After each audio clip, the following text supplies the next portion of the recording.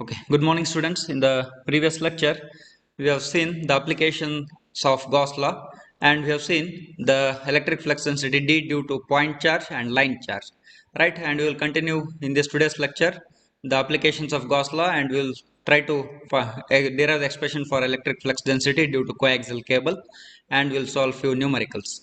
And if time permits, we will move to the application of Gauss law for asymmetrical charge distribution. What are the things we have done? D due to point charge, line charge and coaxial cable, those are all symmetrical charge distributions, alright?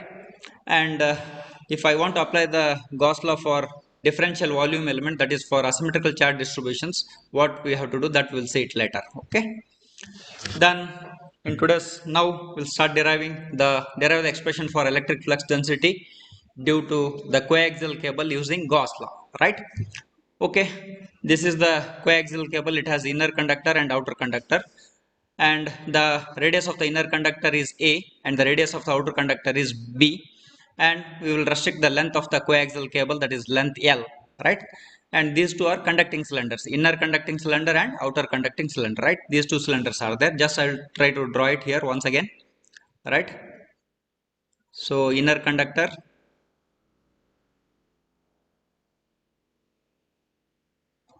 right? The same thing I'm drawing here. Then the outer conductor,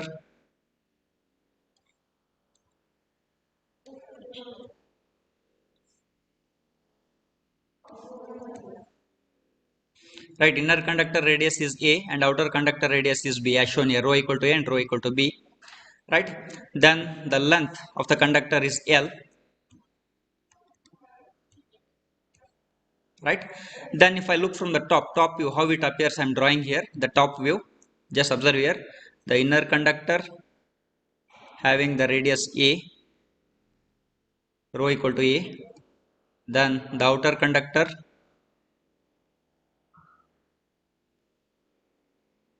the top view, right? So its radius is B. Next, okay, we will look at this inner conductor and the charges that are located on the inner conductor. Let me call it as the surface charge density rho s inner. I am using the terminology, please be careful with the terminologies. Rho s inner, and the surface charge density on the outer conductor, let me call it as rho s outer, right? Outer cylinder and inner cylinder, right? The surface charge density rho s inner of the inner cylinder, then rho s outer for the outer conductor, right? Then we will treat this inner conductor as, just we'll assume that the radius A is very small, right? Now we can treat this inner conductor as infinite line charge, and we know the electric flux density D due to the infinite line charge, right? We can make use of that. So, and we can make use of that by treating the inner conductor as the infinite line charge. Okay, let us enclose this infinite line charge or inner conductor by the Gaussian surface. So I am taking the Gaussian surface. The charges, what are the three types already? First charge is infinite line charge. This inner conductor I am treating it as infinite line charge, and which is the right Gaussian surface that is enclosing this infinite line charge is cylindrical surface. So I will draw the Gaussian surface here. Just observe here. Gaussian surface is the closed surface and it is imaginary surface. Okay, this is the Gaussian surface what I am choosing, that is enclosing the inner conductor. So this is the Gaussian surface. Then I will draw the Gaussian surface. If I look from the top view, here the Gaussian surface looks like this. You can observe here. Okay, this is the Gaussian surface. And its radius, let me call it as rho. Rho lies between A and B, right? Rho lies between A and B. Okay, fine. Then we will, with this hint, means the total amount of the electric flux lines leaving this Gaussian surface, right? The total amount of flux lines leaving this Gaussian surface is equal to the total amount of charge enclosed by this Gaussian surface. The total amount of charge enclosed by this Gaussian surface, let me call it as Q Gaussian or Q Gauss. Then the total amount of charges present on the inner conductor, let me call it as Q inner, right? So the one and the same, right? The total amount of charges present on the inner conductor is equal to the total amount of charge enclosed by the Gaussian surface. Both are one and the same. So Q Gaussian is equal to Q inner. With this hint, we'll start the derivation, right? So first, I will want to find out D due to infinite line charge, because this I am treating inner conductor as infinite line charge. So D due to infinite line charge, we know the formula. So D due to inner conductor, we will treat this as infinite line charge, infinite line charge. Then the D due to infinite line charge is given by Q by D due to infinite line charge is rho L by 2 pi epsilon naught rho into A rho, right? So here Q by 2 pi, sorry, rho L I had to write, rho L by 2 pi epsilon naught I should not write, rho L by 2 pi epsilon naught rho into A rho. This formula we know, right? Okay, fine. What is rho L? Rho L is nothing but charge per unit length, Q by L. Rho L, the line charge density rho L is nothing but charge per unit length, Q by L. Instead of rho L, I will write Q by L. So what is this Q? Q Gaussian means the total amount of charge enclosed by this Gaussian surface. Q Gaussian, Q Gauss I will call it as Q Gaussian, right? By L, 2 pi rho into L, that is A rho, right? If I take only magnitude, I can simply write it as D is equal to Q Gauss. I am neglecting the direction, that is vector, Q Gauss divided by 2 pi rho L, which implies I want what is the total amount of charge enclosed by the Gaussian surface. Q Gauss is equal to the D into 2 pi rho L. I am getting Q Gaussian, right? Call this as equation 1. Is it fine? But what is rho here? Okay, rho is nothing but the radius of where it is located. Rho lies between A and B, right? Q Gauss is equal to D into 2 pi rho L. Then similarly, I want to find out what is the total amount of charges on the surface of the inner conductor. The total amount of charges, the total charge on the surface, of inner conductor. Let me call it as Q inner, right? Q inner. What is this Q inner? So surface charge density rho S, charge per unit surface area. The charge per unit surface area. We know this formula. I want Q inner, rho S into S, right? So the surface charge density rho S, here rho S inner into the surface area. Surface area of a cylinder, right? Surface area of the cylinder is, so 2 pi R, 2 pi RL. But what is the radius of the inner conductor? It is A. 2 pi R means A. 2 pi A L. 2 pi R L. Height, right? 2 pi R into L. 2 pi A into L. So this is Q inner.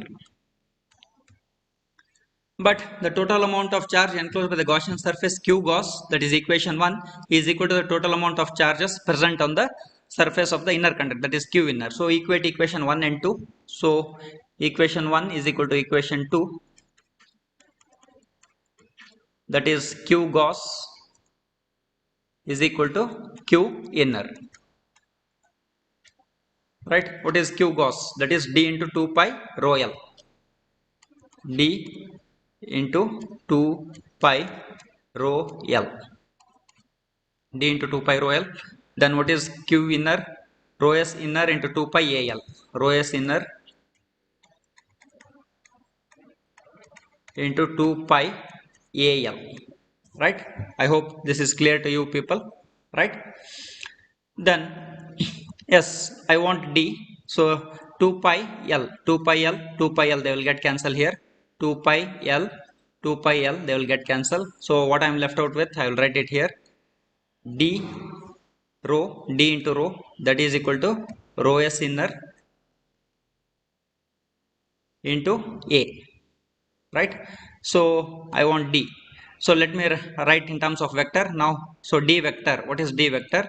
So A by rho, A by rho, A by rho into rho S inner, rho S inner. Since I have associated direction, so it is in radial direction, so A rho. So this is the electric flux density, what we are getting. Call this as equation 3. Right? So this is equation 1, that is Q Gauss, equation 2 is Q inner, and equation 3 D in terms of rho S inner, and A is the radius of the inner conductor, and rho lies between A and B, right? Rho always lies between A and B, that is the Gaussian surface, right? Okay, fine. Then here, okay, fine, this is fine. Then next, what is this rho s inner? So come to this equation 2. Rho s inner is equal to q inner divided by 2 pi al. So I will make use of equation 2 implies rho s inner equal to equation 2 implies rho s inner. I want to substitute what is rho s inner. Rho s inner is equal to q inner divided by 2 pi al. Q inner divided by 2 pi al. Right? I will substitute rho s inner in equation 3. So D vector is equal to A by rho, and what is rho s inner? I will substitute here Q inner divided by 2 pi AL. AA will get cancelled. Then charge per unit length, that is Q inner by L, that is nothing but rho L, right? So this I have left out this unit vector, so I will write it. So Q inner by L, Q by L is nothing but rho L, the line charge density rho L divided by 2 pi, I will take this rho into L, 2 pi rho L into A rho. So we have found out the electric flux density due to the inner conductor, which behaves as the infinite line conductor, line charge. So it is same as the formula what we got for infinite line charge, rho L by 2 pi rho, sorry, this L will not come into picture, rho L by 2 pi rho into A rho. Is it fine? So call this as equation 4, and we have derived it, right? So I have written for my reference D is equal to rho L by 2 pi rho into A rho, right? It is same as the electric flux density due to the infinite line charge, right? Okay, we have derived the expression for the electric flux density due to coaxial cable considering the inner conductor, right? The next, one more derivation is over. Then next we will see what is the relationship between Q outer and Q inner. What I mean, I will tell you. So Q inner is the total amount of charges present on the surface of the inner conductor. Then this will induce, here it is plus Q, right? Q inner, and this is Q outer, the total amount of charges present on the inner surface of the outer conductor, Q outer, and this is Q inner. So Q outer is equal to minus Q inner. If it is plus Q, it will be minus, right? So Q outer is equal to minus Q inner. So what is the relationship we will see here? So we can equate Q outer is equal to Q inner, and we can establish the relationship. What is the relationship between the surface charge density of the outer conductor and the surface charge density of the inner conductor? They already have told this is rho s inner and this is rho s outer. I want to establish the relationship. So for that we will make use of this, that is the charges, the magnitude is same, but it will induce the opposite charge on the outer conductor. So Q outer is equal to minus Q inner, this we can use. Then what is Q inner? Already we know, so I will write the formula Q inner is equal to, already we know it, already we have derived it here.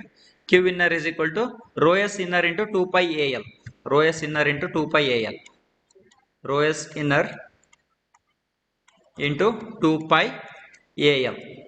Call this as equation 1 once again, or A, equation A or something like that, right? Then next I want Q outer. In the same fashion I will write just like rho s.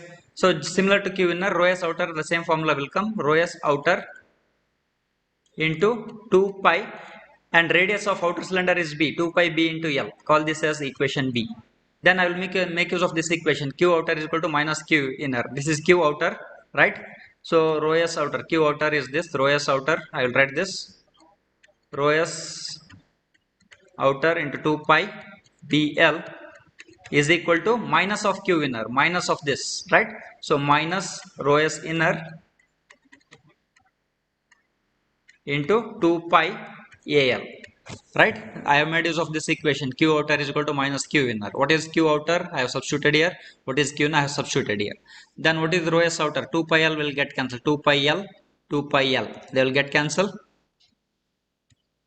right? So rho s outer is equal to, rho s outer is equal to minus this A is there, A, and take this B this side, minus A by B into rho s inner.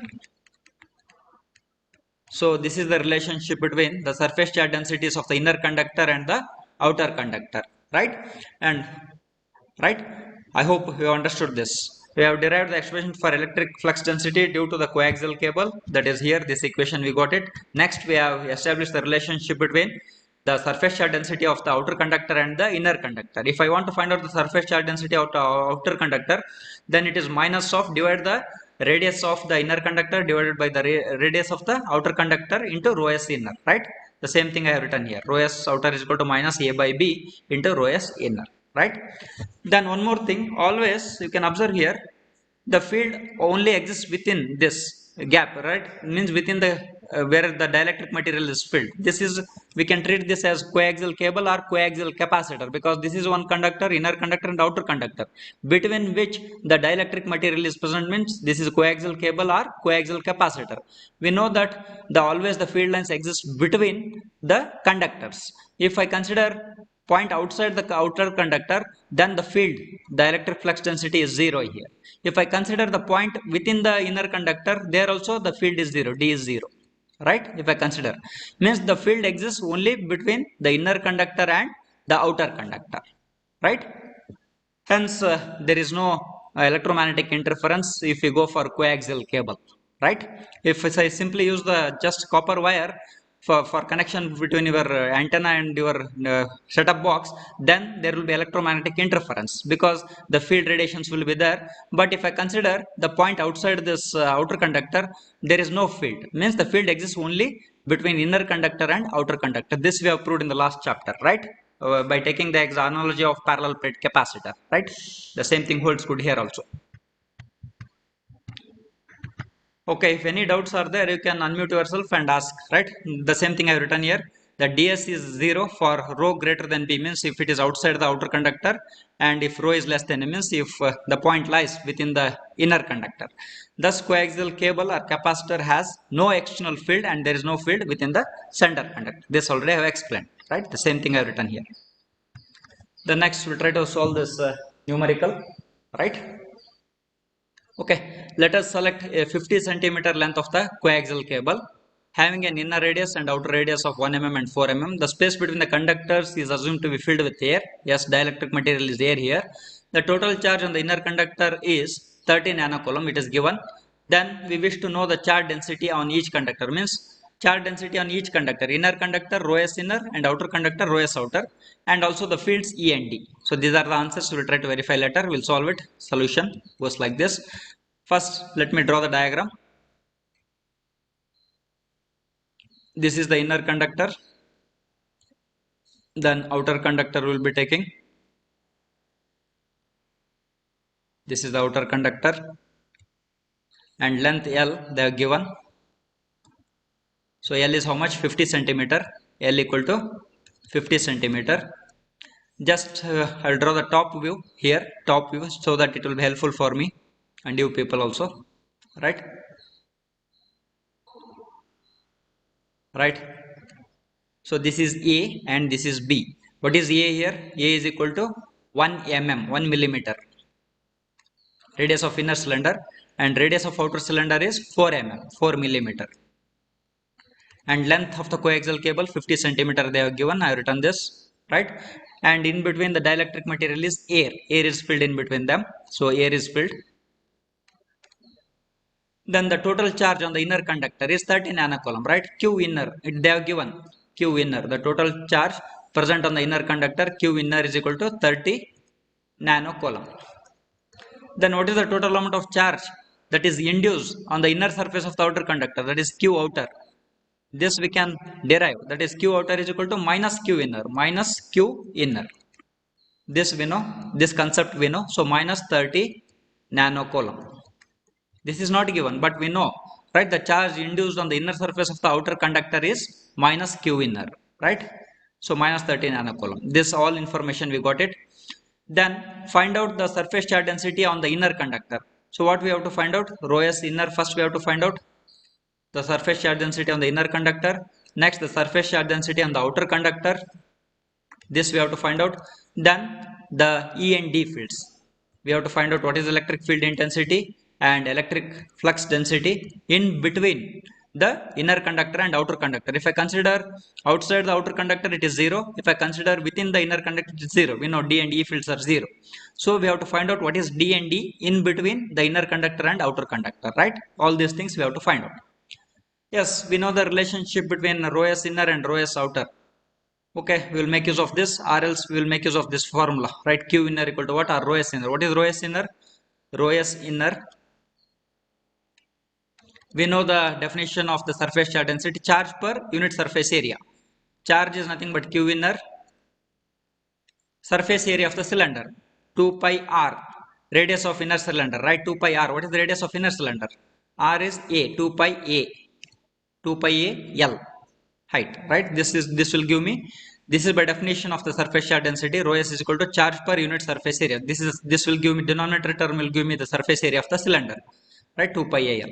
Q inner is 30 nano. Nano is 10 power minus 9 divided by 2 into pi into a. A is how much? 1 mm, 1 milli. So 1 I will not write directly. I will write 10 power minus 3. I will convert it into meters, and length is 50 centimeter. 50 into 10 power minus 2. I am converting it into meters. So I will calculate this. Rho s inner, how much I will get? I will calculate. Rho s inner is equal to. So I hope you will calculate parallelly with me, right? Okay, 30 exponential minus 9 divided by 2 into shift pi into, sorry, pi, okay, fine, 10 to the power of minus 3 into 50 exponential minus 2. So I am getting it as 9.549, 9.549, 9.549 into 10 power minus 6 coulomb per meter square, coulomb per meter square. You can observe 9.55 micro means 10 power minus 6 into 10 power minus 6 coulomb per meter square, right? It is correct. This is over. Similarly, you calculate the rho s outer. We can use this formula rho s outer, or another formula we can use. We have established the relationship between rho s outer and rho s inner. We can use that also, or else in the same fashion what I have written here, rho s outer is equal to Q outer divided by 2 pi bl. I can use that formula. There are two ways of solving it. Rho s outer is equal to Q outer divided by 2 pi, radius of the outer cylinder is b into l. I can use this, or I can use another formula. Rho s outer is equal to minus a by b into rho s inner. Rho s inner we have calculated here. Any one you can use. You will get the same answer. Either use this formula or this formula, right? You will get the same answer. So I will use this first one. Rho s outer is equal to rho s outer. Yes, what is Q outer? Q outer is equal to minus Q inner. That is minus 30 nano coulomb. Minus 30 into 10 power minus 9 nano into 2 into pi into B. The radius of outer cylinder B is 4 mm. 4 into 10 power minus 3 into L 50 centimeter. 50 into 10 power minus 2. Right? So we will calculate this. How much we will get? We will see. Minus 30 exponential minus 9 divided by 2 into pi into 4 exponential minus 3, right, into 50 exponential minus 2. So I am getting it as minus 2.38 minus 2.387 into 10 power minus 6 coulomb per meter square, right? Let me verify here. Minus 2 point, right, minus 2.39 micro. Yes, it is correct, right? 39 micro coulomb per meter square. If you use this formula also, you will get the same answer. Okay, I hope you have calculated. Rho s inner is over, rho s outer is over. Next, calculation of D and E is left out. Yes, we can D due to infinite line charge. Because we are treating this inner conductor as infinite line charge, we can make use of that formula also. D equal to rho L by 2 pi, because E due to infinite rho L by 2 pi epsilon naught rho into a rho. Rho L by 2 pi epsilon naught rho into a rho. This formula we can use, right? Where I hope you are getting what we are doing, right? this is one formula, but what is line charge density? That is q inner by L. And what is this rho? Inner cylinder means it is A, right? So we can make use of this, or else rho will come in between, right? So somewhere I will consider the Gaussian surface here. So this is the Gaussian surface, right? So I am drawing Gaussian surface here also. So this radius is rho, right? This radius is rho. So we will make use of this formula. Rho L is equal to charge per unit length, right? Charge is nothing but q inner divided by 2 pi rho L into A rho. I hope you got it. Rho L is equal to q by L, q inner by L. And rho is the radius. Rho lies between A and B, 1 mm and 4 mm, right? Based on the value, whatever it is. So what is q inner? Q inner is equal to how much? 30 nano. 30 into 10 power minus 9 divided by 2 into pi into rho. We don't know, it is in between 1 mm and 2 mm. So rho we will write as it is. L is 50 centimeter, 10 power minus 2 into A rho. We will express the answer in terms of rho only, right? So they have expressed like this, divided by rho 9.55. So I will calculate this 30 exponential minus 9 divided by 2 into pi into 50 exponential minus 2. So I am getting it as 9.549 into 10 power minus 9. This rho denominator as it is, rho as it is, into A rho, right? This is the D, electric field. So electric flux density. So you can observe here 9.55 by rho into nano coulomb. Whether nano is coming for us or not, where we have highest nano is there. 10 power minus 9 is nothing but nano coulomb per meter square. It is correct, right?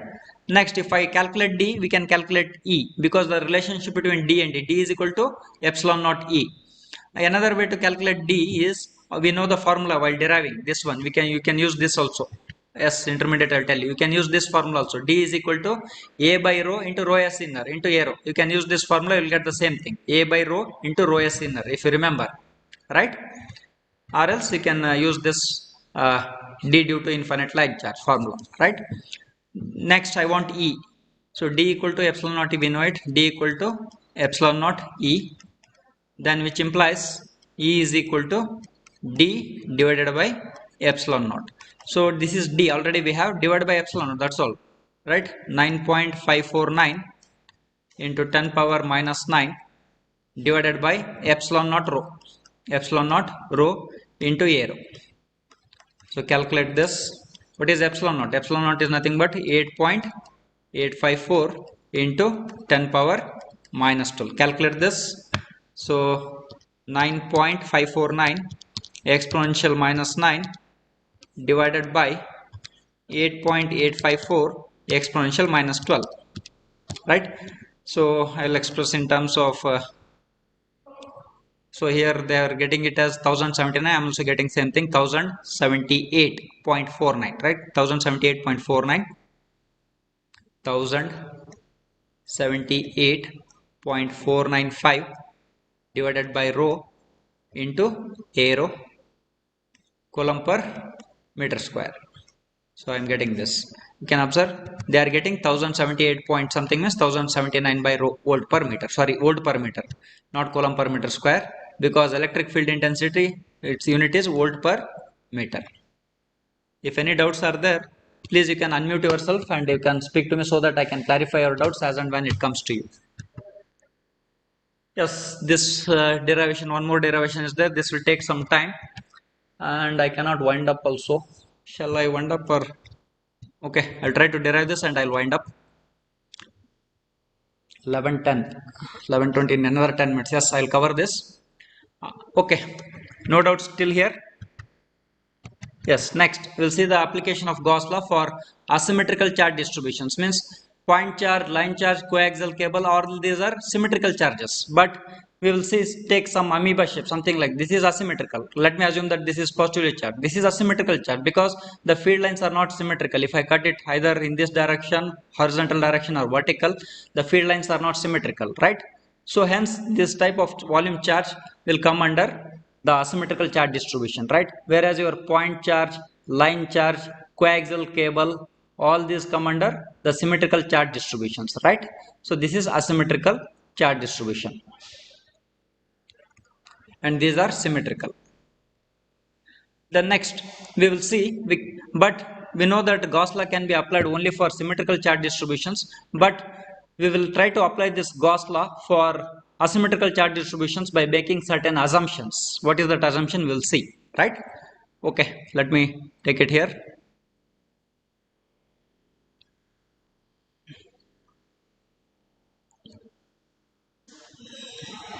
Yes, I'll draw it and then I'll explain.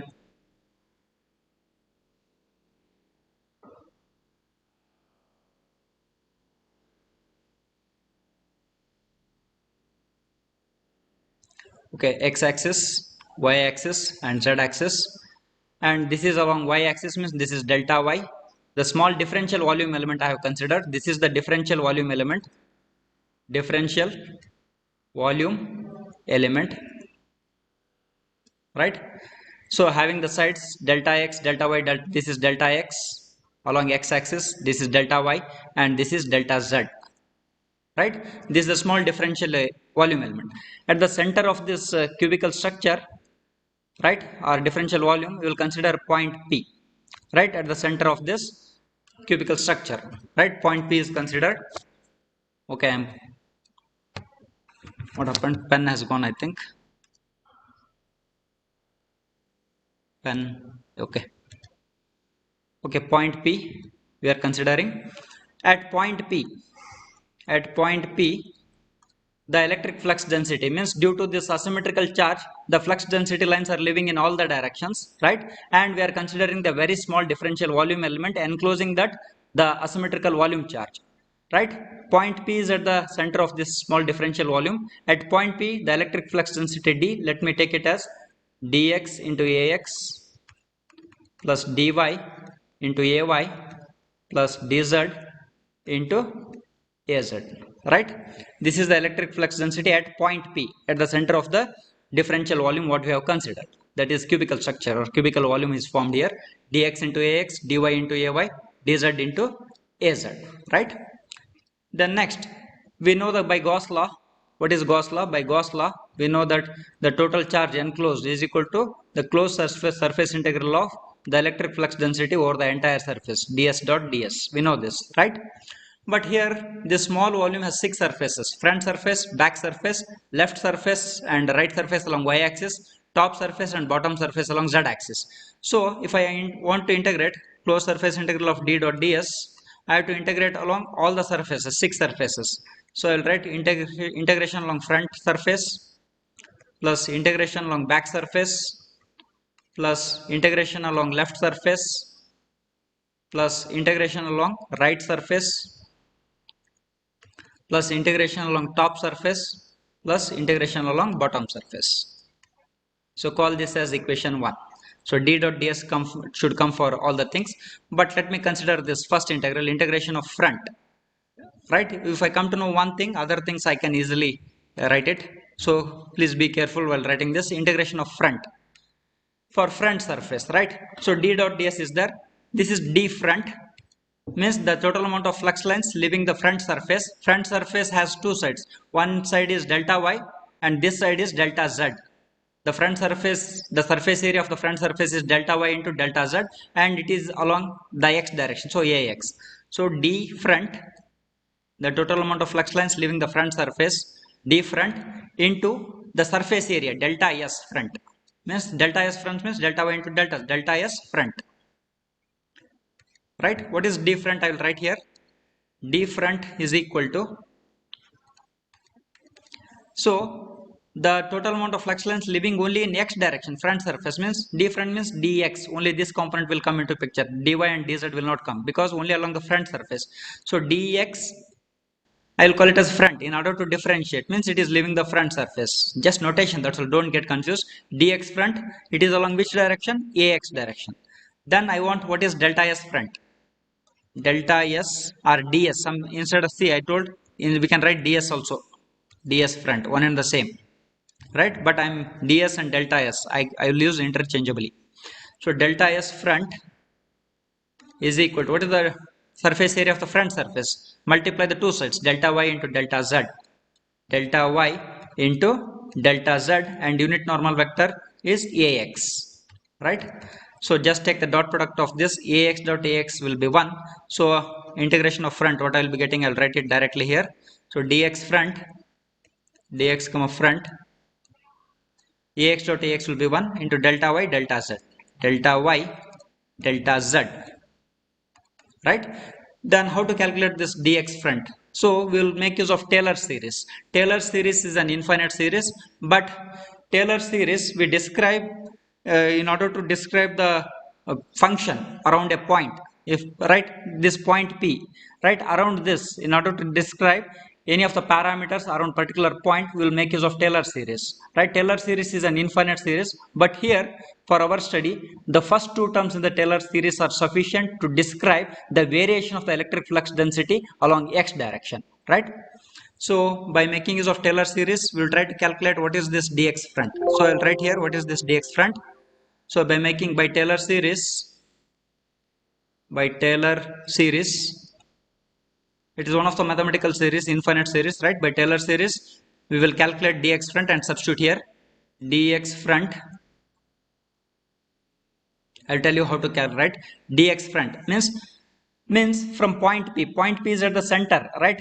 At the center means only x component I will consider. I will not consider y and z. Means dx at point P. D at point P is nothing but dx plus from point P to the front surface. The distance is, this overall distance is delta x, but point P is at the center. From point P to the front surface, delta x by 2. Delta x by 2, right? From point P to the front surface, the distance is delta x by 2 into the variation of electric flux density along x direction. Means I will make use of partial derivative. Partial derivative means the variation of electric flux density only in the front direction or x direction. So dou by dou x of dx. Only I am considering the variation of the electric flux density along x direction, not along y and z, because front surface is along only x direction. So only third term, fourth term are not required, because this itself is sufficient. This dx, the electric flux density at point P along x direction, plus the remaining space, means from point P to the front surface. Point P to front surface, delta x by 2 is the distance from point P to front surface, into variation, means variation of electric flux density along x direction, dou by dou x of dx. So I'll substitute this dx front here. So integration of front is equal to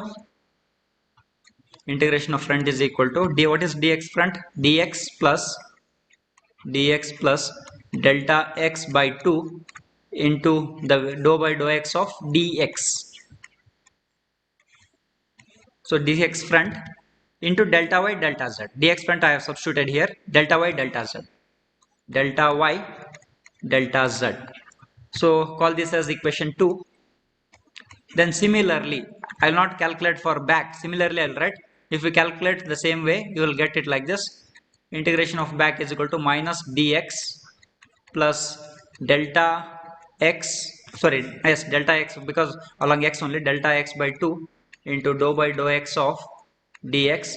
Means back surface means this one. The sides are, this height is delta z and this side is delta y into delta z, same thing, but it is along negative x direction. So this sign will come here into delta y delta z. Back surface is delta y delta z only. This is delta z, y, and this is delta z. So call this as equation 3. Next I will add 2 plus 3, because I want integration of front plus back, first two terms. Next I will see left plus right. Next I will see top plus bottom. So I will make group of 2. This first, right? Integration of front plus back I will do. Integration of front plus the integration of back, these two surfaces. So I will add these two. Dx will get cancelled, and add this delta x by 2, take common, delta y delta z, this all things are common, and delta x by 2 in plus delta x by 2, it is delta x. So finally I will get it as dou by dou x of dx into delta x into delta y into delta z, right? I hope you understood this.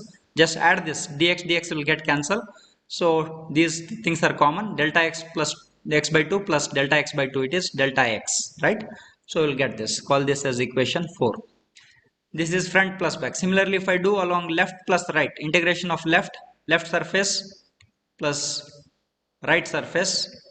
Left and right means along y direction. The variation will be y directions. By looking at this equation 4, we will write dou by dou y of dy, and this volume will be same, delta x, delta y, delta z. So this, if I multiply delta x into delta y, it will give me differential volume, delta v, right? Similarly, integration of top surface plus integration of bottom surface along z direction, top and bottom along z direction. This top surface and it is along z direction, right? The next, so in the same fashion we will write dou by dou z of dz into delta x, delta y, delta z. Call this as equation 6. Add equation 4 plus 5 plus 6. Add all these three equations so that I will get equation 1 only, right? So after adding equation 4 plus 5 plus 6, so I'll be getting q is equal to closed surface integral of d dot ds, that is equal to, so add all the three.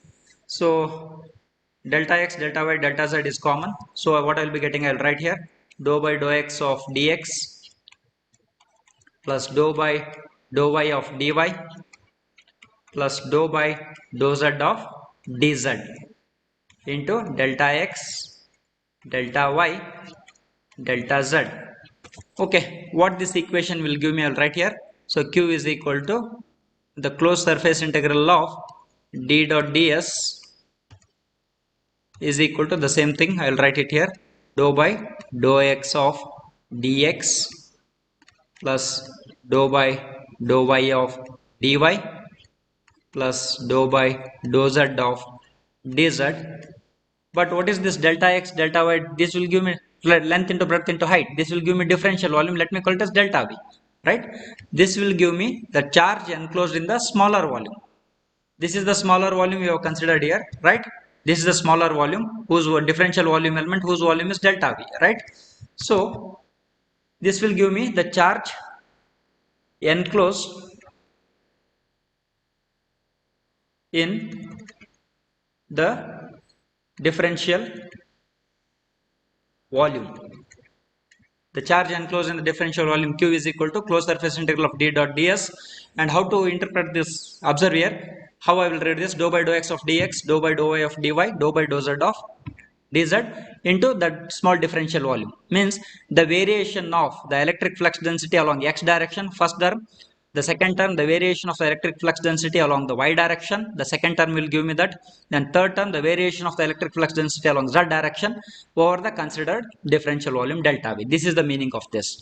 And this equation will next lead us to, it will lead us to divergence. The concept of divergence lead us to the concept of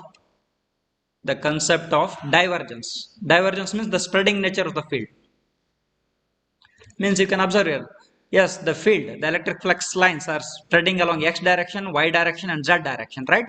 So the variation of the field along x direction, y direction and z direction means the variation of the field in all the directions will lead us to the concept of divergence. This we'll study in the next class, divergence, right? We'll study what is divergence. But we will take the help of this equation, the charge enclosed in the differential volume element, right? Volume element is given by this equation.